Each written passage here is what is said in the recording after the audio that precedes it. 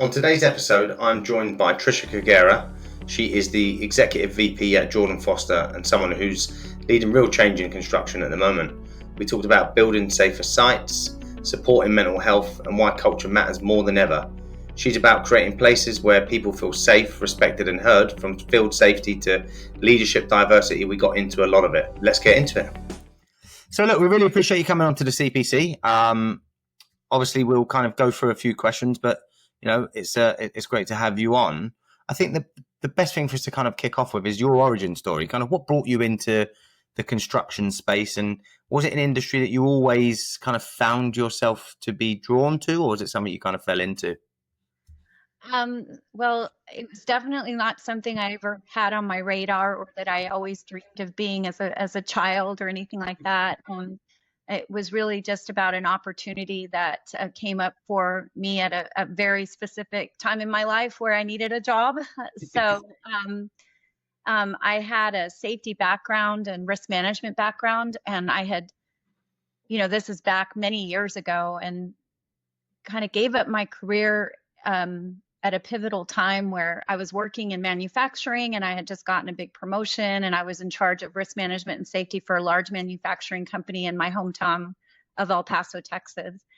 And I met someone and basically sold my house, sold my car, my Mustang GT convertible, by the way, and moved to Germany. Got married and had kids and back then I remember getting a lot of advice from my peers, and they were all saying, oh, your career pretty much over. You can forget about it if you're going to be gone for a long time. And but I did some key strategic things to make sure that I could re-enter my profession as a safety and risk management professional. And so while my kids were sleeping and my babies were sleeping, I studied for my CSP, which is certified safety professional. If you're familiar, it's basically the industry's gold standard for safety professionals. And so I studied and I passed my exam. And then when we moved back to the United States 5 years later, the opportunity arose with a construction company. So I had a professional experience and a lot of experience with a 5-year time frame where I wasn't working. But because I was the only woman in El Paso, Texas with that designation, the industry at the time really didn't have any women. We still struggle with that. But back, many years ago, there weren't very many women in the field in particular. And so Paco Jordan and Darren Woody, they were the owners of the company at the time, and it was called CF Jordan. It's now called Jordan Foster Construction, where I'm the executive vice president of risk management. And but they kind of went out on a limb and gave me an opportunity, and it was an opportunity of a lifetime to do what I love to do, make a difference in the field. And I learned an industry that I knew nothing about, and I kind of was hooked. Once I got in the door, I was like, this is awesome. I love construction because you can actually see the contribution that you're making to communities. We build roads, we build bridges, we build buildings. So you get to see how you can transform a community with the contribution that you make. And what's that's great. I think my mind was kind of playing there because you mentioned that you had a background in manufacturing as well. Yeah.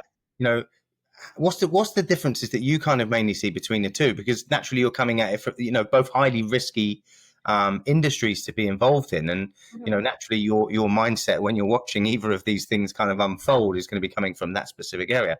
What do you see as the two main differences?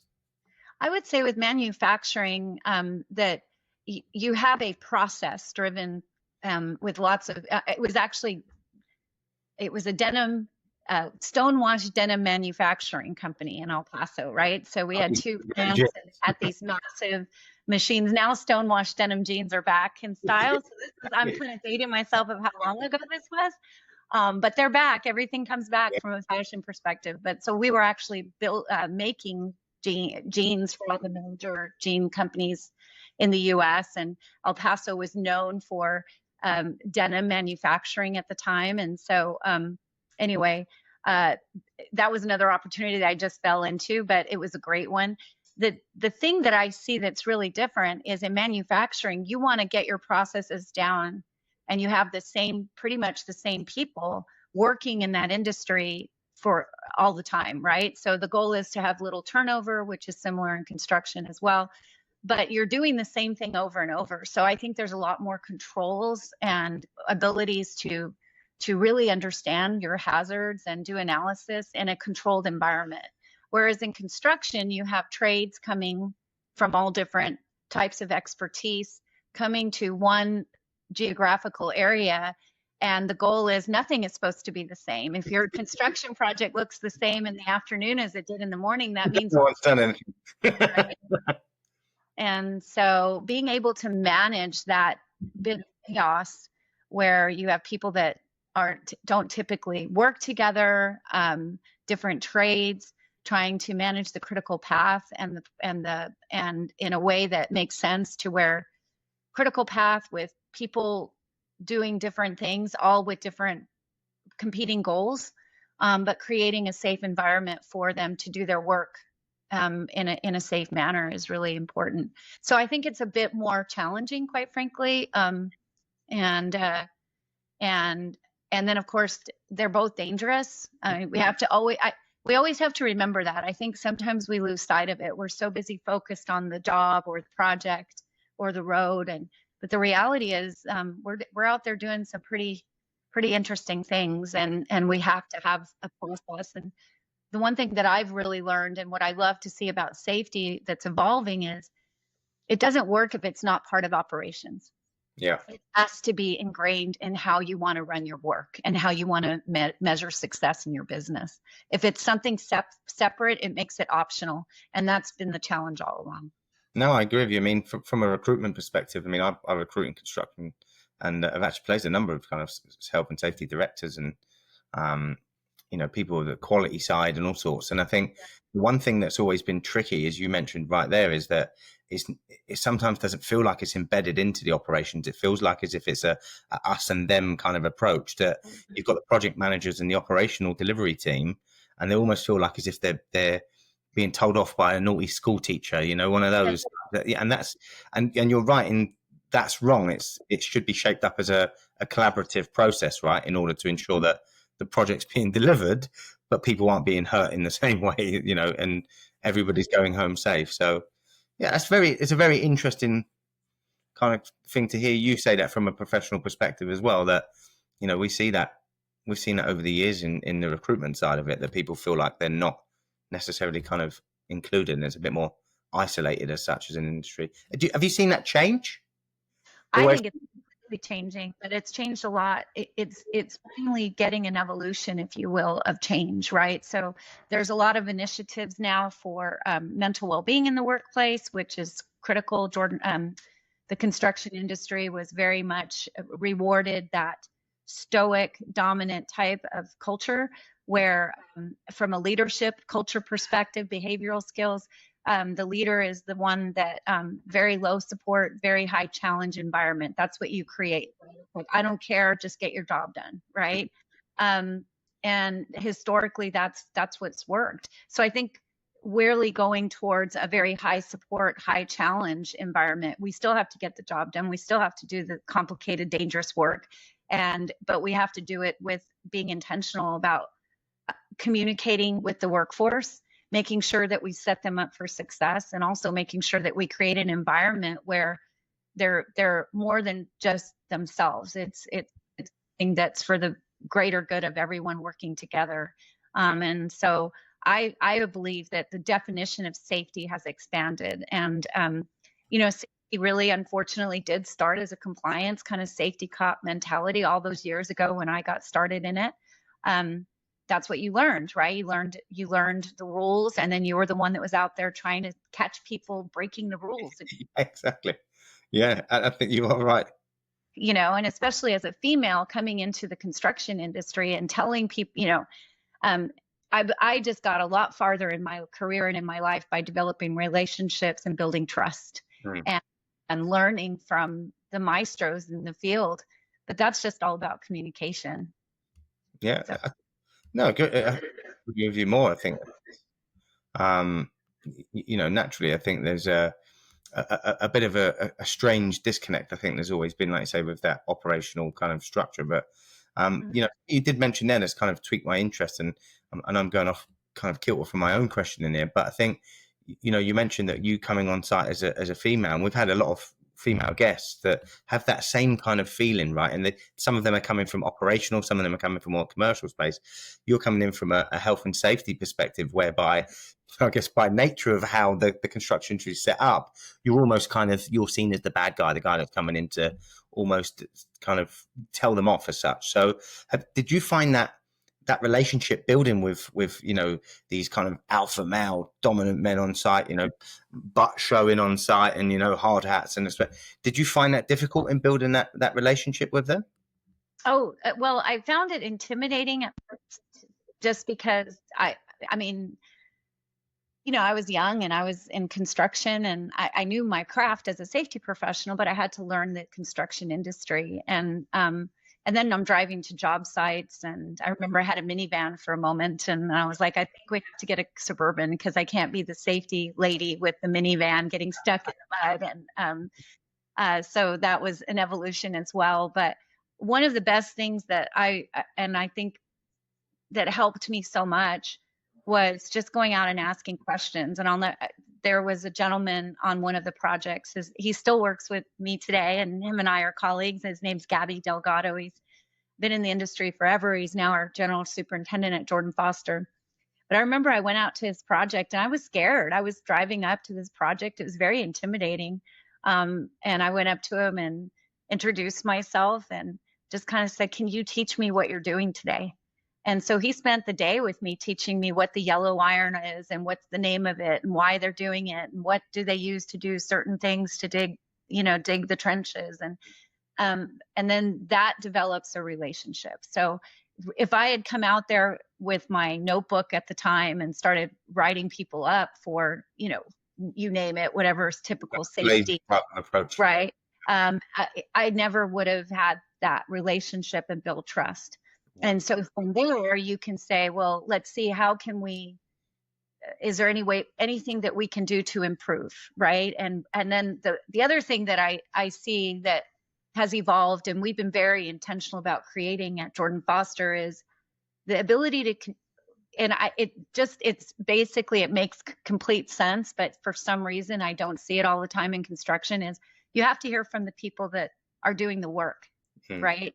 And that's always been an issue, is how do you hear from the people that are doing the work?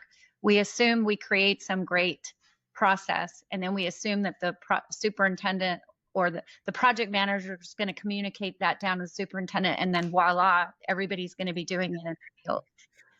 Before we roll out processes, the first place we need to start is to talk to the people that are doing the work to say, does this make sense? And what do you need to be successful?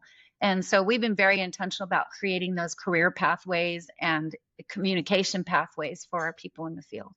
So no, I think that's the right kind of approach. I think sometimes if you go, the gun blazing approach on the health and safety aspects, when you're kind of going on site, you're going to not build relationships. But the same applies when you're putting in processes, like you said. I think sometimes you come with that top down approach and I don't mean this in any disrespectful way, but naturally the kind of the architects of the solution, right? We're building it. We're the leadership. We know what we're doing because we're the drivers of the bus. You people just sit on it. And I think sometimes you don't engage with your passengers, right? And that's the problem. And I think it's the same principle applies in recruitment or sales or whatever it will be.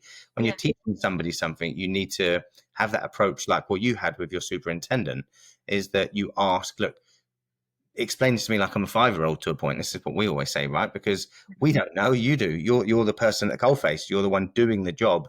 You're going to see all of the nooks and crannies of how it goes and how it should be done. Whereas if we're kind of forcing you, this is a process that you now need to implement into your day, and you're right, that won't work. And I think that's sometimes the complete wrong approach from leadership. So it's great to see you've got it on point at least. Yeah, it's been, I think it's really, really important. And also you mentioned recruitment and employee retention. at Jordan Foster, our goal is to build Texas together. That's kind of our mission, and to be the employer of choice. And construction, we have all these opportunities, and we don't have enough people interested in working in the construction industry anymore. It does not have a great reputation. It doesn't have a massive pipeline of people begging to work in it. And so that means you have to be really intentional about what kind of environment are you going to create so that you can get the best people and keep the best people or develop the best people. And so that's all recruitment and strategy. Safety plays a role in that.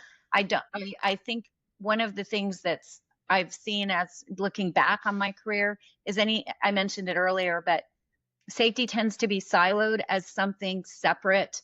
It has to be ingrained in how you want to do your business. And if it's not, it isn't going to work. It'll work up until it'll be luck. You'll be relying on luck, or at some point, something happens, and then there's this motivation to change. But we can do better if we're all working together. I tell my safety professionals that work for me, if we're not building anything, you don't need a safety person. Yeah, it's true.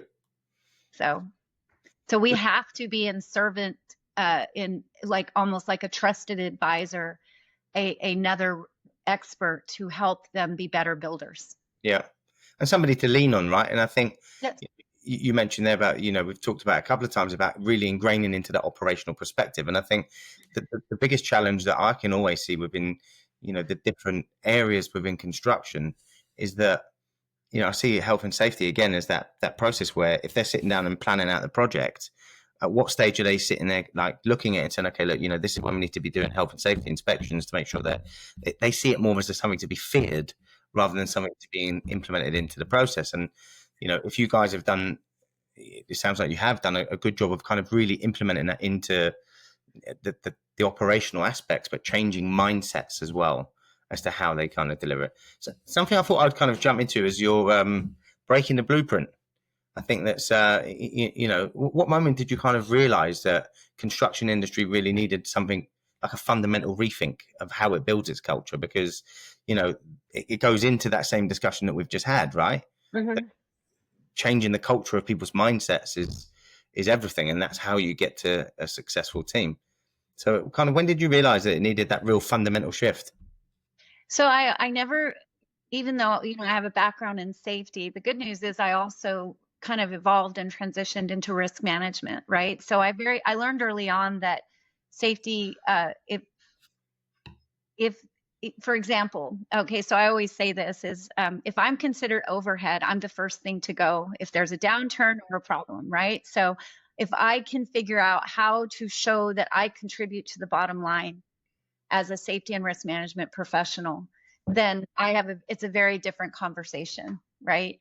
So years ago, a good example would be, I really wanted to expand our wellness initiative. And this was before wellness was the word of the day and very popular, right? But I thought we have a lot of people that work for us. We had probably 600 people at the time that worked for us.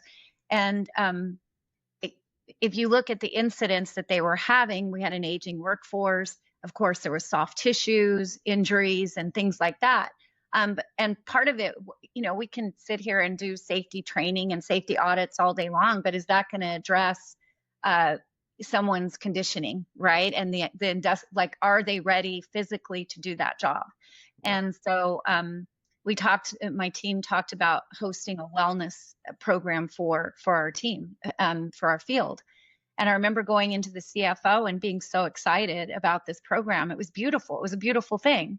And the first thing he asked me is, how much is this going to cost? And when I kind of wasn't prepared, because it was just, this is the right thing to do for our people. And he said, no. And I was like, he just doesn't get it. Oh my goodness, this is going to reduce our health. This is insurance. It's all tied together, health insurance, workers' comp, whole bit. So I was very frustrated. I went back to my team, and a few months later, I went back with a cost benefit analysis using, how to talk about the money. So you have to learn the language of money. That's in my book, The B Words, that I wrote. It's a women's leadership book. One of the chapters is budget, because you have to learn to speak the language of money. You have to and how you contribute to the bottom line. And when I was able to do that, I got the yes. And I was able to measure the success of the process that we've implemented. And it's a game changer. So now, taking that years of experience later, our company does a whole total cost of risk analysis. We know what we're spending. We can make good risk financing decisions about what do we do well, what do we need to transfer, when do we want to buy insurance, and how does the contribution that we make as a safety professional contribute to the bottom line. And so that changes everything. So I think there's a lot of work to be done in that environment, and kind of educating companies, operations, and leadership and safety professionals that we're not in a box, we're not in a silo. This sense, and you can see it in your numbers. You just have to know where to look. I think, talking about that it's ultimately my sister's in the kind of wellness and sustainability space, and all about kind of people's mindsets, and does various different things in that field. And she's always onto my case about how construction needs to be better and everything else around it. And it's true. Something that kind of sprung to mind there is, obviously we look at how people are physically affected in construction, right? The mental effects in construction have been brought to the forefront, certainly in the UK, and I know it's the same in the US, quite prominently, and rightfully so, given the kind of rates of suicide and stuff that's amongst mainly men in that space. How do you guys kind of tackle that? Because, and I'll give you a quick example first of a way that in sport that they've started doing it. They basically look at how people are kind of at the end of their tether, if you like, to a point. They're maxing out. They're getting towards that kind of burnout period. How do you guys kind of manage the kind of mindset side, the mental aspects of construction? Because it's physically draining as much as it is mentally. Is that something that's kind of on your radar, and is that something you manage? Yeah, so actually you touched something that is near and dear to my heart. And many years ago, it's probably 15, 16 years ago, nobody was talking about this at all. And unfortunately, we had a situation where I was involved. There was a fatality on one of our projects, and 3 months later, another member of the team that had been involved took his own life. And so we were, from a risk and safety perspective, we were so focused on the incident, right? And you're dealing with the incident and the family and the OSHA compliance and the legal and all of that, and didn't think about the other people that were involved, right? Or how that impacted a project. And anytime, God forbid, if there's any type of significant safety event, there's going to be a ripple effect for everyone that was on that project or involved. And so I thought I was on an island by myself. And I took it really hard because I felt like I missed out on an opportunity to help someone and make a difference. But I had absolutely no resources. A friend of mine, Cal Beyer, called, and he's now in kind of, him and Sally Spencer Thomas have really taken the whole initiative globally for mental well-being in the workplace for construction. This was even before BLS was, Bureau of Labor and Statistics in the US was measuring, the impact of it. Anyway, so he reached out just serendipitously and asked me to serve on the National Committee for Suicide Prevention, and it was the first of its kind, and I did. We created a blueprint for the construction industry, and now at the AGC, at all of the different organizations, and I see it as a global initiative, is that people are talking about suicide prevention in construction. And so I'm hoping that I've made a small contribution. At Jordan Foster, one of the things that we did, we actually hired a pastor. His name's Pastor Lopez, and he's worked for our organization for more than 15 years. He has a cross on his hard hat, and his whole purpose is to go out and speak to people. He's non-denominational, and you can see what that's happened. Every Christmas party, every stand down, he's there. And he's been able to baptize our team's babies. He's married them. He's sat vigil with people when their family members have passed on. And it's just been probably one of the best things we ever did. Now I also have a champion on my team. Her name's Asma Bayunis, and she actually created a program for any single person that gets our CPR training. They also receive our Mind Saver program that she created. And basically, some people, once you've given CPR, you can experience symptoms of PTSD, which is something that she actually went through when she gave CPR on her father, and unfortunately, it didn't save him. And so she this year created that program and was recognized nationally for the program she created. So it's a continuous journey. This is something that we are very serious about. It kind of speaks also to the concept of total worker health, which is an initiative that NIOSH started. And there's a book out that was written about total worker health and how companies can contribute to it. There's a whole chapter that I contributed to about construction. And so I think it's just changing and expanding. What does it mean to create a safe workplace? And to me, the best way to do that is everyone can agree that we hear it all the time, right? Oh, we want our people to go home the way they got here. But that doesn't just mean physically. Yeah. It means the whole body, the whole person. Well, plaudits to you guys, because that's immense. That really is immense. And I think that if a fraction of the industry was doing what you guys have done, I think you would have such drastic changes in the statistics.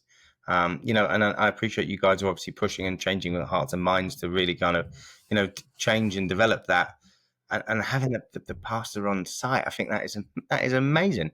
What a great thing to have. He's been here for 15 years. I think, like I remember when I was at university and they didn't necessarily have us on a program that you'd go and work on site, right? But it was something I wanted to do. But my point is that when I came back, having done that, it was life changing for me. It was, you see things in a completely different perspective, right?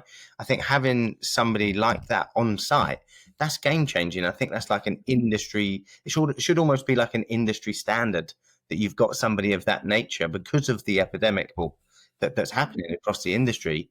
That's amazing. I think that would probably save countless people, And well, and it certainly creates an environment where that thing is we have a lot of things that we've put in place to go and seek out help, but that assumes that someone that's worked in construction, that's typically male, that's been in that dominant, celebrated, stoic culture, is going to reach out for help.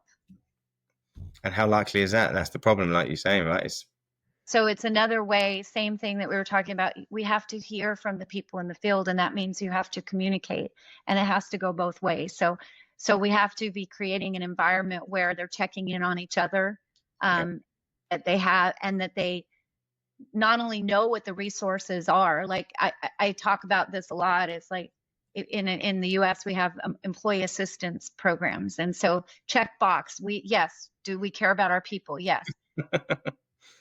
Spoken at the AGC National Safety Conference, and the room was a sea of men. And I said, how many of you would ever dial that number on that card? And not one single person raised their hand. And that's when I realized. So you have to figure out how can you not only identify the help that they need, that it's there, but also create an environment where it's okay to reach out for help, and that to create that two-way communication so like our pastor is just one of the things that we've done to help that. And then our safety team, again, we're all servant leaders serving for the betterment of our people in the field so that we can build better buildings and on time and on budget. Trust in that relationship. We are not out here just to write people up or compliance. We're out here to educate. How can we be better builders, and how do we make sure that we communicate? I have a friend, a colleague that said, we're not just building buildings, we're building people. And I take that very seriously. No, and I think rightfully so. And it's amazing actually when you get into conversations when you get into conversations like this that you see how kind of ingrained these things are actually in the fundamentals of what you do as a business in construction, right? And it's not just a standalone box department that's at the back of a hall with dusty things and people kicking off and causing problems. It's something that almost wraps around the whole entirety of the business. And Yes. it's almost kind of that warm glove, if you like, that keeps everybody safe. And I think that the more that people buy into that, the more that they're going to see the benefits and the values in what it does. And clearly, like you say, you're not there just writing up citations and starting to cause chaos and telling people what they're doing wrong. It's actually how do you improve the overall kind of well-being of the people so that therefore build better. Yeah, And absolutely. values of the business. Yeah. I think, and again, I do think that if the industry, the the competition in the industry, if you're just doing what we've always done, you're going to continue to have turnover. You're going to struggle with being to get the young people that we need to join your company, because that's not what they're looking for.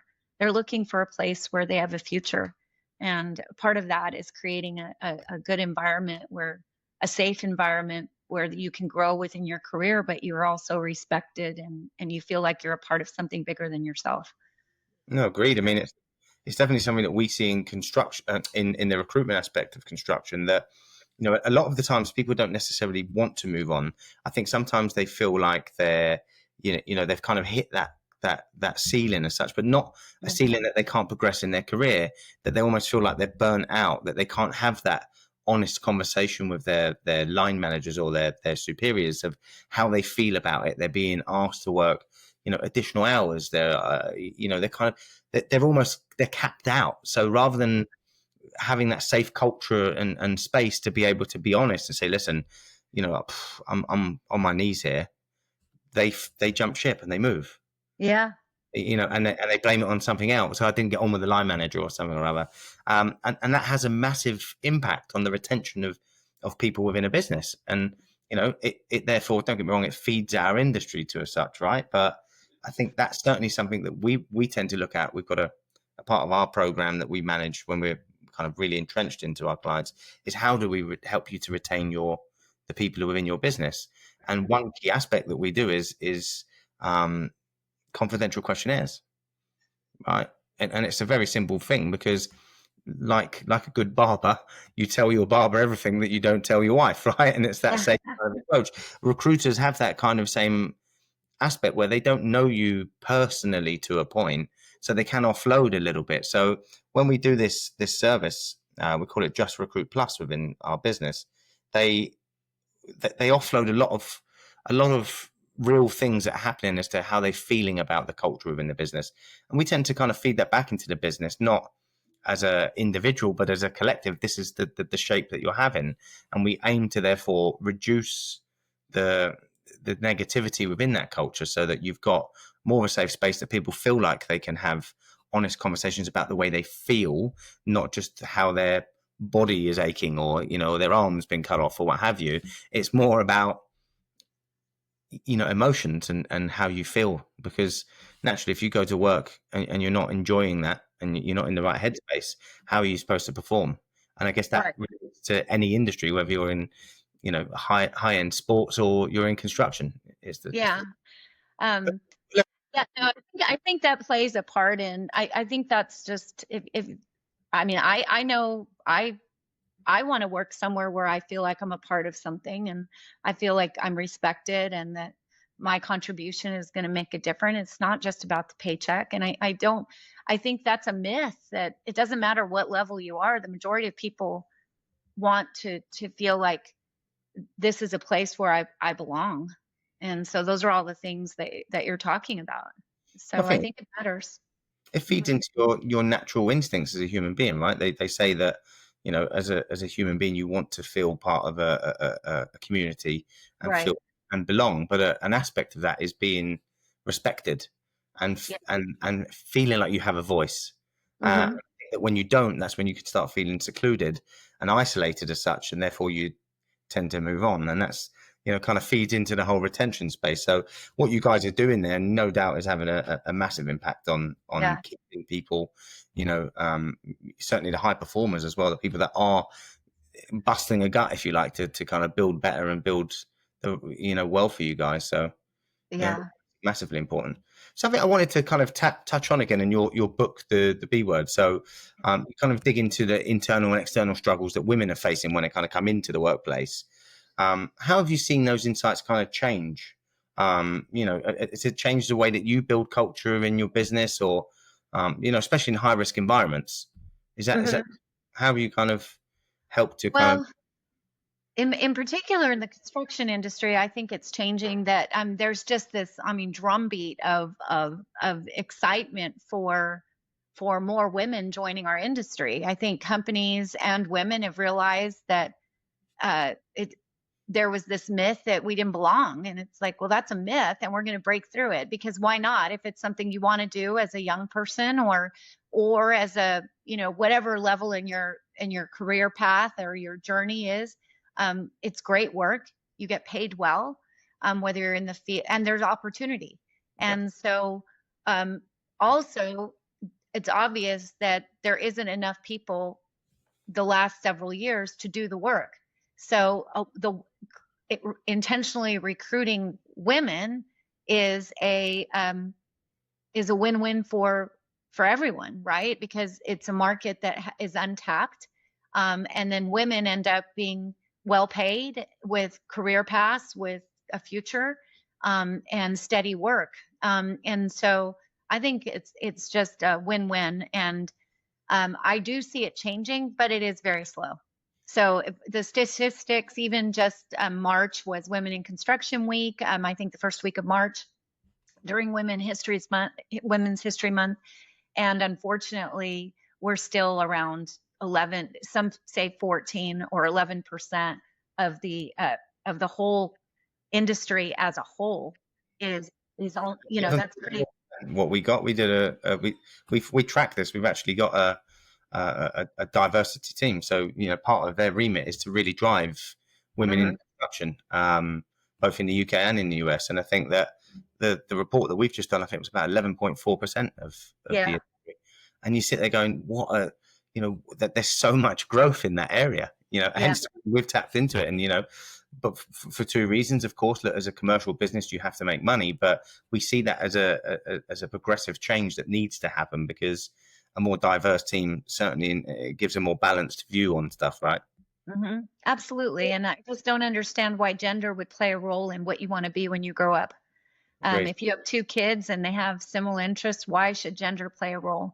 The other thing that I really appreciate is the contribution that dads of daughters are making to the future of women, because I don't think it sits very. I certainly know that I have a daughter who's an engineer. My husband's an engineer. It would not sit well with my husband if my daughter made 20% less than my son just because she's female. We raise them to be empowered individuals, to work hard and go out and create futures for themselves. And gender really should not determine how much you get paid. And so all of that has to change. And we still have a lot of work to do everywhere Yeah. about that. No, I So, couldn't agree with you more. I think it's ultimately about value, right? I think if somebody's doing the same job role and mhm, and they're producing the same amount of value for a business, right. that it's almost should be blind screening, right? Yeah. There's no almost a Pepsi Coca-Cola taste test. Let's swap it and see how which one's the woman to a point, right? And I think Yeah. to pay somebody less based on that is it's ludicrous. This isn't the 20s. Let's move past that. And I think there has been progression. Don't get me wrong, but Yeah. it's not fast enough. Yeah. There are some statistics that show, and I'm not sure. I'd have to look it up, but I was looking at it the other day, and because I don't know if it's the U.S. or globally, but the one thing that I think the pay gap in construction is lower. It's like I think 8% or something, um, which is great for women versus males. That's awesome. But it's still not good enough. It needs to be the same, whereas other industries are averaging around 20%. And I just don't get it. I really don't get it. So also, there's not a lot of research on the C-suite, where the decisions are made. I've heard a few years ago, I think the last study I showed was when I wrote the B words, and it was around 1% of executive leadership in the construction industry were female. And so that speaks to, okay, well then who is in the room making decisions? And is it even on their radar to be talking about things like what we've just talked about today, right? About recruitment, being intentional about creating opportunities for a diverse workforce, safety, how do you integrate that, total human health and mental well-being. If everybody looks exactly the same and has the same experience in life, they're not going to, it's not going to be a conversation that's going to be had at that executive leadership level. And that needs to change. Agreed. I think it's the same principle that you apply to politics, right? If you just had all white men in a room that were all in their kind of 50s and 60s, that doesn't give a natural representation of the culture that you're in. It's the same principle applies to leadership at the top of a business. If you look through your workforce and your guys that are in the field and in your accounts team or in your HR structure, the reality is that's not going to be representative of the people that are in your board. And I think that, whilst I'm a believer that you don't just force change for the greater good when it's not going to add the right value, I think, like you rightfully said, if you've got people in this that are all of the same mindset, then it's that kind of Einstein's theory of madness. You're doing the same thing over and over again and expecting different results. It's just not going to happen. Right. So there does have to be that kind of downward up look to say, okay, well, how do we change this and how do we make this more representative to ensure that we get a more balanced view? Because otherwise, like you just rightfully said, it's just going to be tick box exercises for those particular things, and all we're looking at is budgets and completion of projects, and that's it. And that's not representative of business. Right. The other challenge too is even companies that are intentional and want to create opportunities or want to have a more representative executive leadership team, you've got to create a pipeline for that to happen. If there's only 10 to 14% of women in the industry as a whole, and then there's challenges with keeping them. Even if we recruit them, you have to create a safe environment physically and mentally for them to stay in that environment.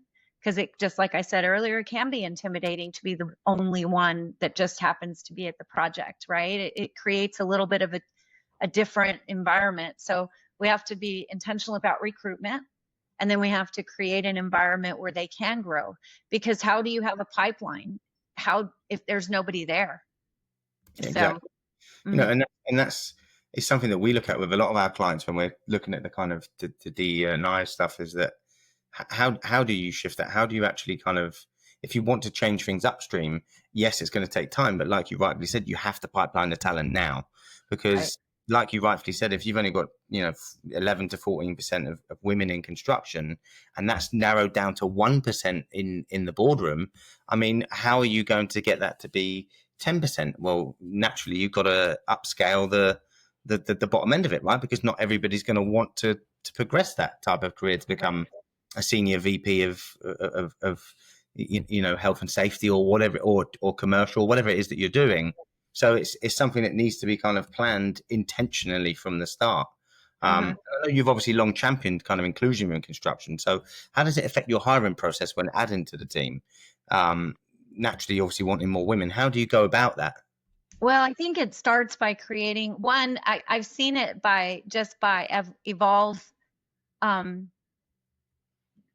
In the last 6 years, I've been back at Jordan Foster for about 6 years now, and it's really cool to see that it's evolving, right? So you start with one, and then and there's a success story there, and then you kind of break through those barriers. If there are barriers of well, I don't know if a woman can be a project manager or be successful in that, even if it's a unconscious bias, right?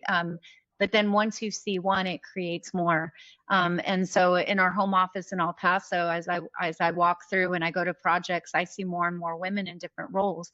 And so then that by itself, you just kind of evolve and you break down some of those limiting beliefs that have been holding us back for all these years. So you got to start somewhere, right? A few months ago, I was on a project, and there was a whole team of women that were doing plumbing, and so that to me is amazing. And our project manager Jessica Sweeney was there, and we kind of highlighted that during a Women in Construction video. So you got to create opportunities to celebrate and create role models. If young people don't see someone looking like them doing what they're doing, they don't think they can.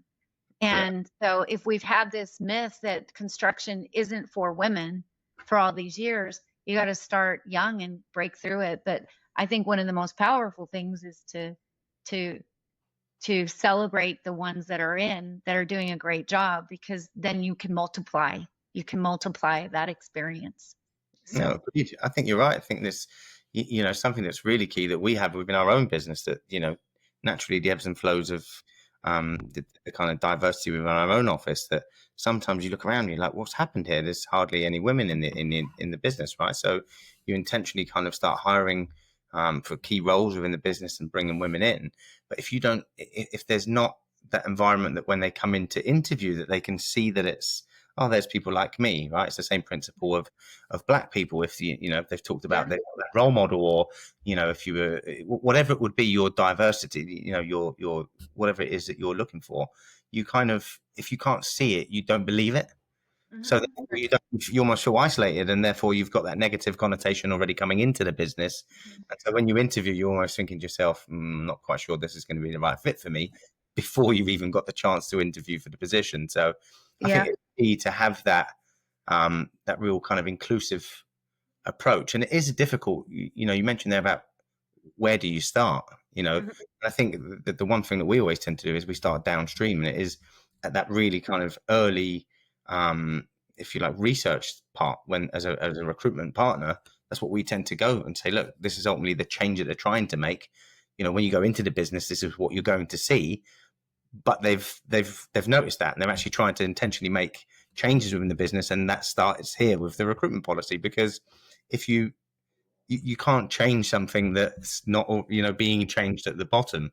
I think you rightly said about pipelining talent. You can't change the number of women in a boardroom in a business if they're not coming through at the apprentice levels or whatever it will be, and you're not injecting them into the business across the board. So yeah, it's always an interesting concept of how how the different businesses kind of manage that to kind of bring different diversity talent into the business. So yeah, it's quite a challenge, I think, right? Yeah, it is. I would say for any young female or any female that's listening to this, don't be afraid of being the only one.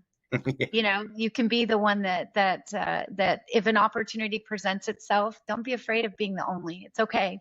And maybe then when you're at the point where you can give back. Like, I'm very intentional about doing everything I can to create a voice and to bring more women into my industry, whether it be safety or construction, because I've had the time of my life and I've built a career. And then also, the reality is, if only 1% are in the C-suite and only 10 to 14% are in the industry as a whole, the decision makers are still going to be the men. And we need more men like Darren Woody and Paco Jordan, who are going to say, I'm going to give you a shot. Because I would not have the career I have today. I would not be in the position that I'm in if it hadn't been for them opening that door for me. And I've had the time of my life. All I needed was someone to open the door. So. Yeah, I think you're right. I think it starts with that mindset change at the top, right? Of how they're going to change it. So something you do, you coach leaders, obviously navigate different crises, right? But sure. Without necessarily compromising on the culture within the business. So what's one piece of advice that you'd give them when the pressure's on? For leaders, what kind of advice would you give? One piece of advice would you give to leaders that are navigating crisis as such, so that although they might be navigating a specific crisis, how not to ensure that you're compromising on culture? Yeah. So, one piece of advice I would give within a crisis situation is to make sure that one, I really believe in being prepared. So being aware, some construction companies don't prepare for crisis because they think it's never going to happen to them, or it's the last thing that they need to do because we're so busy doing all these other things. And then rely on your team, right? So if you're not you're never on an island. And it kind of goes back to what we were talking about earlier is with don't be afraid to ask for help. So if you're in a crisis situation, whether it be any kind of crisis, sometimes you need to get another opinion. You need to not be afraid to ask.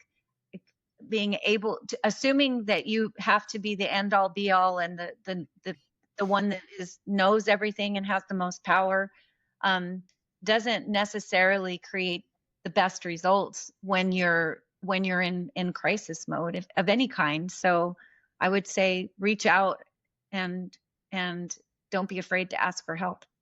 Well, as I said, a problem shared is a problem halved, right? As they say. Yeah. Uh-huh. And that applies to anything, like in crisis management situations, like with safety issues, or the goal would be to mitigate everything you can after an incident occurs. So you've got to deal with the incident, but then you have to do everything you can to mitigate it. And that requires relying and trusting on the people that are your teams. Because if you try to do it yourself, you're not mitigating anything. So. I think that's key, isn't it? Is building a functional team around you of people that you trust, that trust you, and that are capable of doing what you need them to do. Because like you say, as a leader, sometimes people get bogged down with trying to wear too many hats and almost spread themselves too thin. Yeah. I think bringing on the right people will help you to balance things better, but also, like you say about in a crisis, to manage it first off, but like you say, then to plan to avert those going forward. Yeah. You need to have that team. And I think a lot of construction, a lot of any business, I think, is built around people. And I think sometimes specifically in construction, it's not really well thought of. It's thought about what the person or the role of the person, not necessarily the actual people that come into the business. And I think that's something that, it's good to see that certain businesses are taking a different approach, certainly with what you guys are doing, is groundbreaking. I think that's amazing what you guys are doing to change that. So thank you. Guys. Yeah. One of the things that we, like, if you think about it in construction too, it's right where you're supposed to fix the problem, right? And so you think, in the operations in the field, if there's a rework issue, if there's a challenge, I can fix it. I'm Bob the builder. Can I fix it? Yes, I can. Sometimes if you can rely on some expertise, whether it be, for our example, safety, whether it be risk management, or you go to your boss and you get another person, another set of eyes to look at the challenge, you can fix it pretty quick. But if you're trying to fix it within your span of control alone on an island, that's where things morph.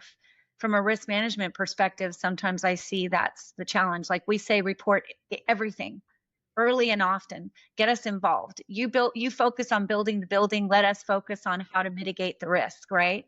And that really works because there are some serious problems. Sometimes the most expensive risk management claims happen when everyone was trying to solve their problem in a vacuum. And then it takes, 3 months, 6 months, whatever it is, that's money. Yeah, agreed. I think, I think that's the problem, isn't it? You mentioned about people kind of reporting things early.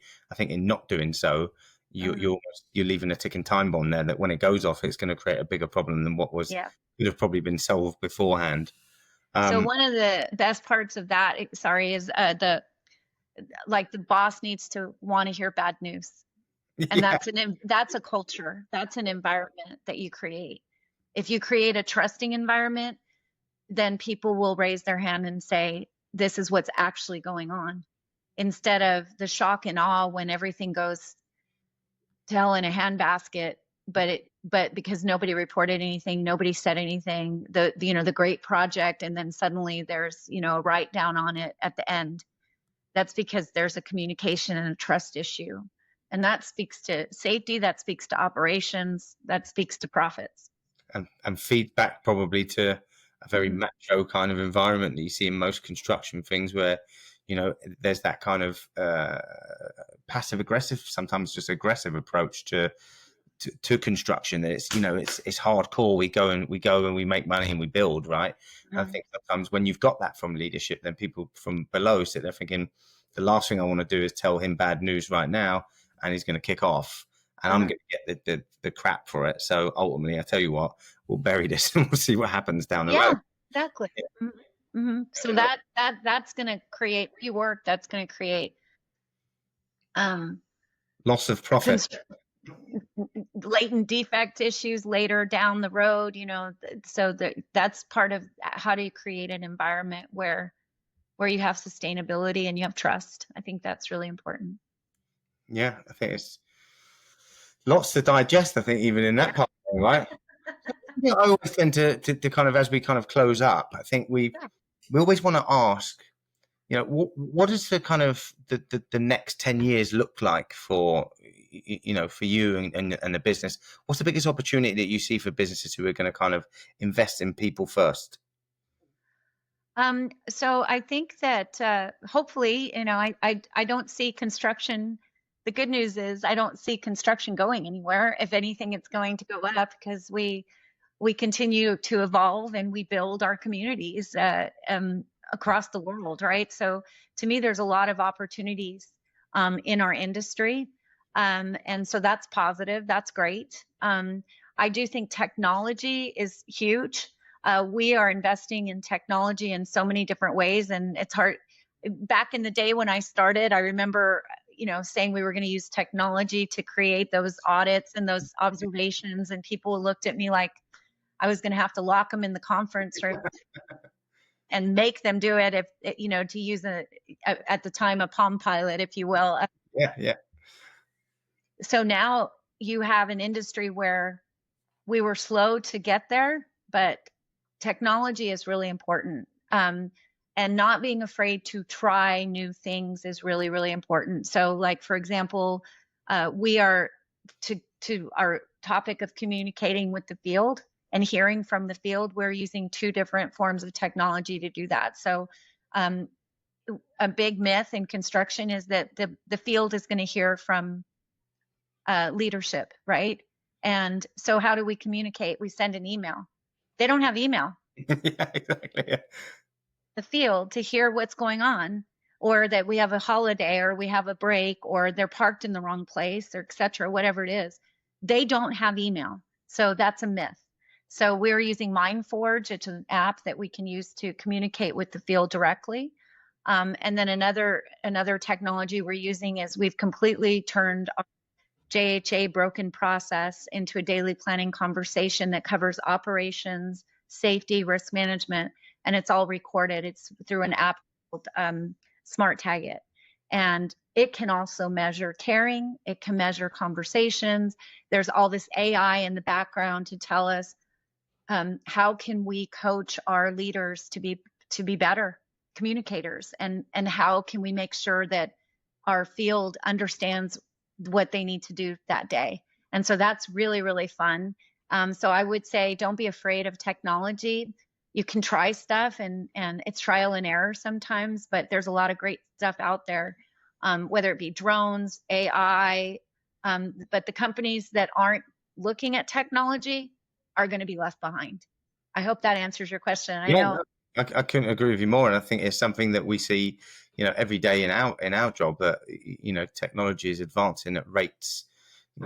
Obviously, it's that kind of approach now. We're really at the forefront of technological shift with AI, and I think we're seeing people that even in our industry, if they're not really engaging with that technological change, you are going to find there's going to be a chasm between you and the people at the forefront of change. And if history tells us anything, you need to be adaptive and ready to kind of to move with the times, right? Otherwise, you're going to find yourself in a really sticky spot. Yeah. But I'm hoping, what I envision is that companies are going to be much more intentional about getting safety out of the silo world of that does where they're overhead or where they're optional, because companies are realizing that if they want to be successful, if they want to address their recruitment issues, if they want to address their retainage issues, and they want to continue to grow, they need their people. And safety is just one component of how you build a better business. And so I really think that that's the future, is that we're looking at things at a holistic level, and these are just tools in our toolbox to help us be better builders. Yeah. That's going to be the game changer for the construction industry. For the companies that get that, that's going to change everything. Well, that kind of leads me into a couple of the next questions about, you know, how you see the future. What legacy would you want to leave behind for the next generation of leaders that are coming into the space? Well, I'm hoping that I'm a writer. I love to write. It's a hobby, and so I'm hoping that. And I know I've been very blessed that since the book came out, The B Words, I've been able to hear directly from some females in the industry how it helped them in some way, whether it be they can. And I'm not saying it was everything, but it was a correlation of reading the book and continuing to finish their degree was one. And another person went back to and created a strategic plan for herself and got promoted within a year. And so I'm hoping so those are individual people. I think you make a difference. My grandmother always said, my Irish immigrant grandmother said, you make a difference in the world by what you can do in your world. And so one by one, you can have influence over people. I'm very intentional about, I want more women in our industry. I want there to be, I've said it already, but I absolutely think that I wouldn't be where I am today if it weren't for the people that opened the door for me and that gave me this career opportunity. And I've had the time of my life.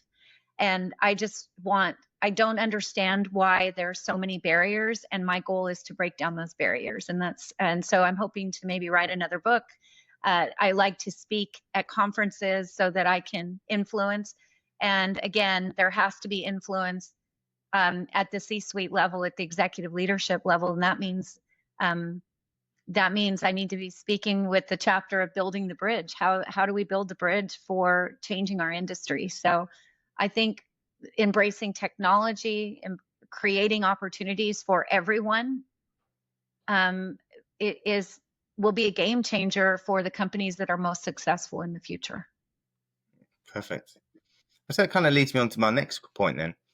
Right. If you could kind of go back in time and give your younger self one piece of advice when you were starting out in construction, what would it be?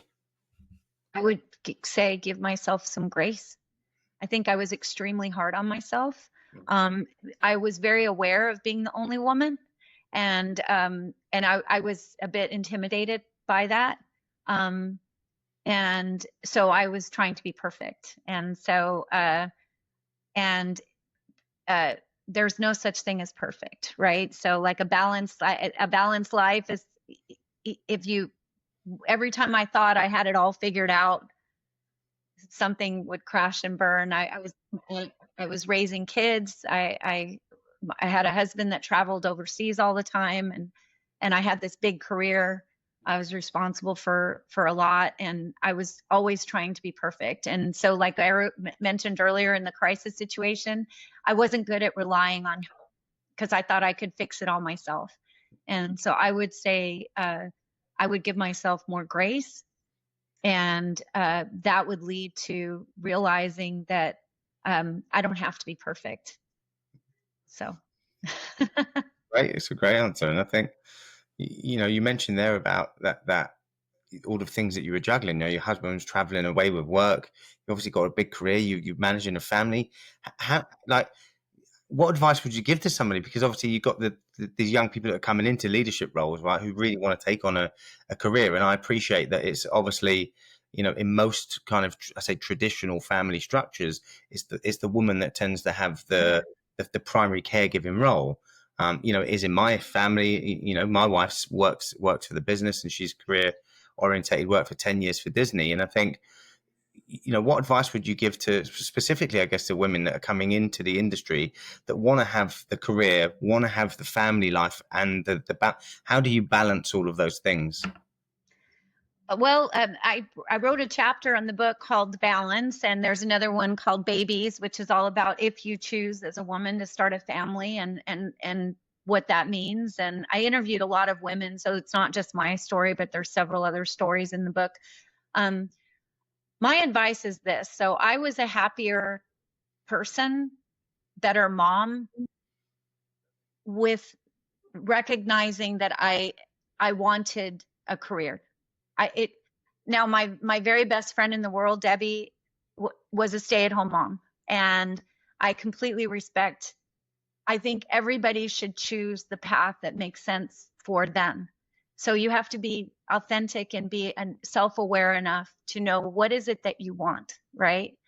And because if you're trying to live someone else's life, as my husband from Germany would say, keeping up with the Joneses, it's not going to work, right? And so you'll never be happy. I was someone that was extremely career oriented, and I wanted to make a difference. And so that worked for me.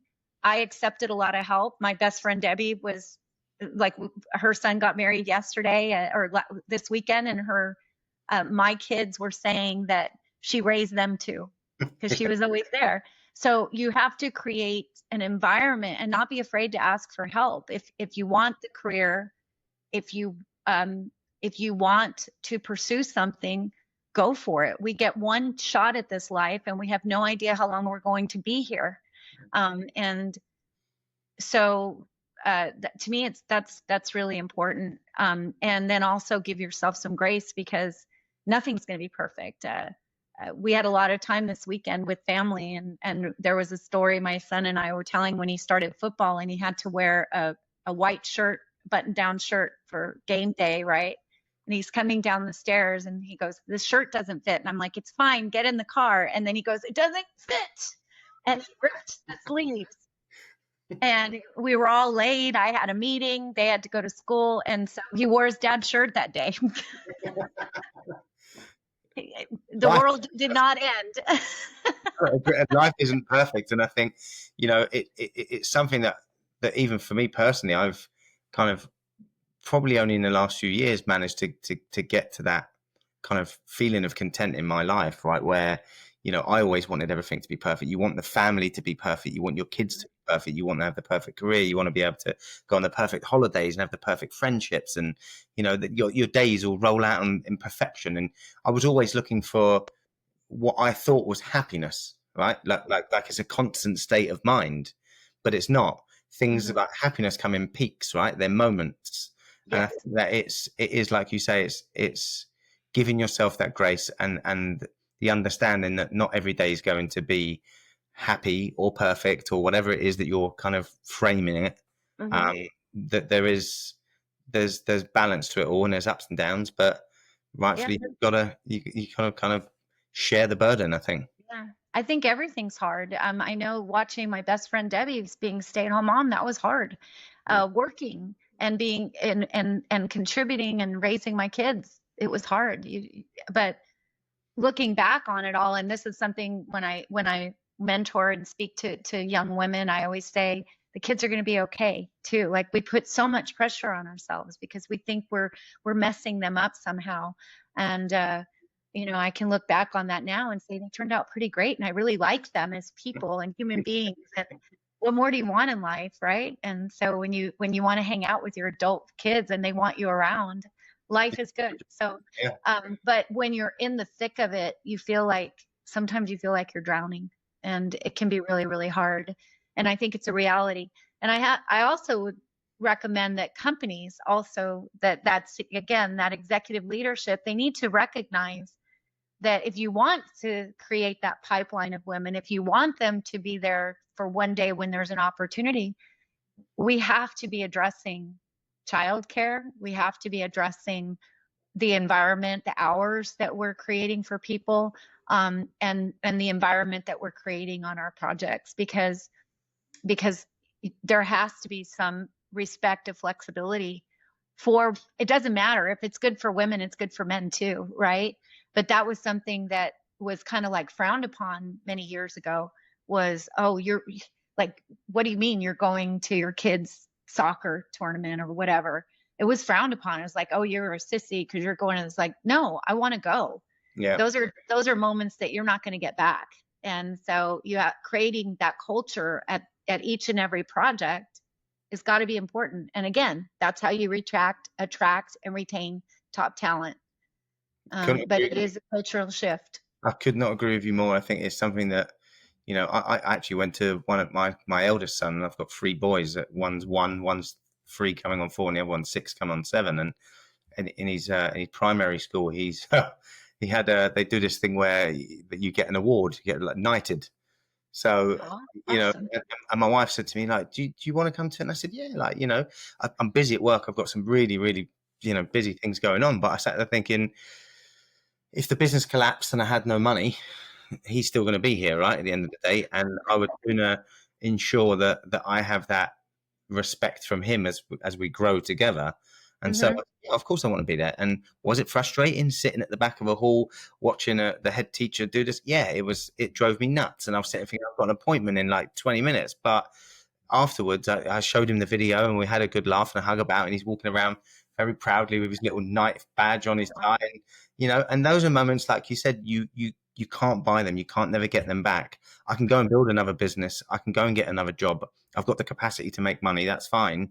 But that you will never, ever get again. And I think I'm luckily pleased that, people like you have been championing that, slightly before us. And I think that that's great because it's necessary. I think it's necessary. And I was very blessed to have that.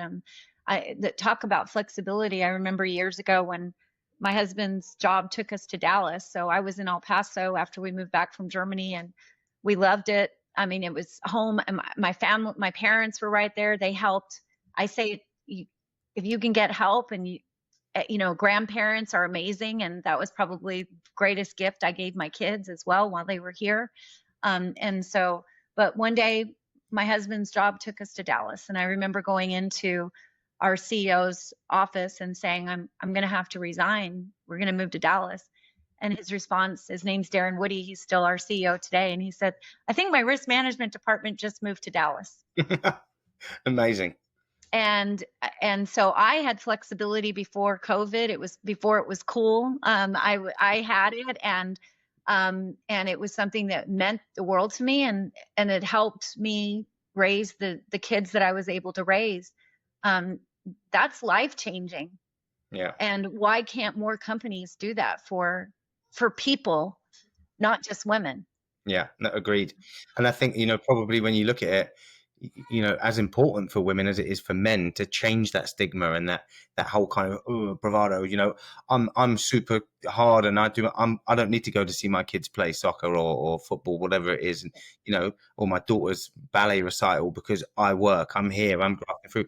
Like as if that's a badge of honor. It's not. It's about having that balance of work and life, right? And I think by more businesses doing that, I think you will see a more productive workforce in future. You've only got to look at Sweden to sit there and think, they work less hours than anybody else on the planet. People, apparently. So I've got a friend of mine who actually lives there, and maybe I should check in on him because he doesn't seem happy. We'll see how that pans out. One last question I'll ask, right, and it's something we ask everybody that comes on. If you had a magic wand and you could change one thing in the industry to make the largest impact right now, what would it be? Oh, wow. That's a big one. It is. Shoot. Just one thing. One thing that you think would have the biggest impact right away. I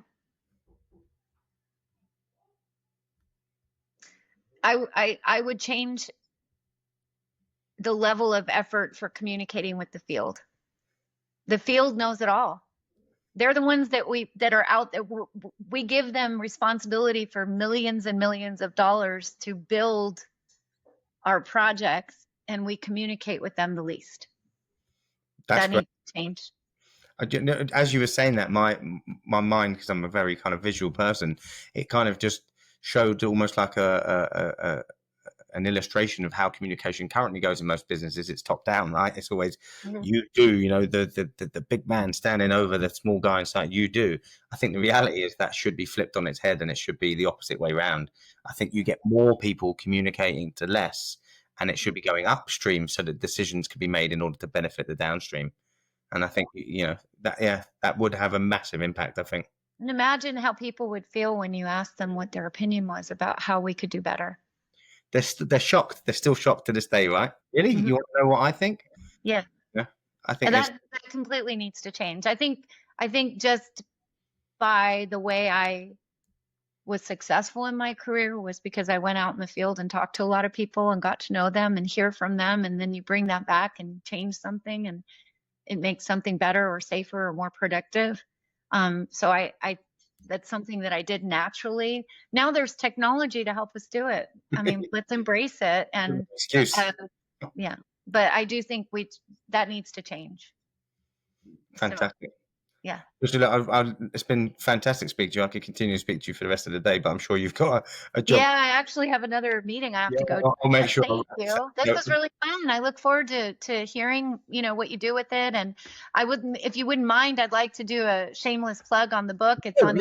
I was just going to say that to you. I think, listen, a lot of what we've spoken about has been in your book. So, please do show us your book, because we'll make sure that there's a link to your book in the in the drop down when we publish.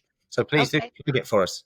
Yeah, so the book is called The B Words, 13 Words Women Must Navigate for Success. It's for women and men. There's a whole chapter on building bridges for how men can support women in the workplace and create the future. It's on Amazon, and I have a website, triciakagerer.com. It's wherever books are sold, but if you'd like a copy, I think you might enjoy it. I appreciate you reaching out, and I look forward to, maybe if you're ever in Texas, let me know. We'll go to lunch. So. All right. Tricia, take care. Yeah, have a good. Bye-bye. All right. Bye-bye.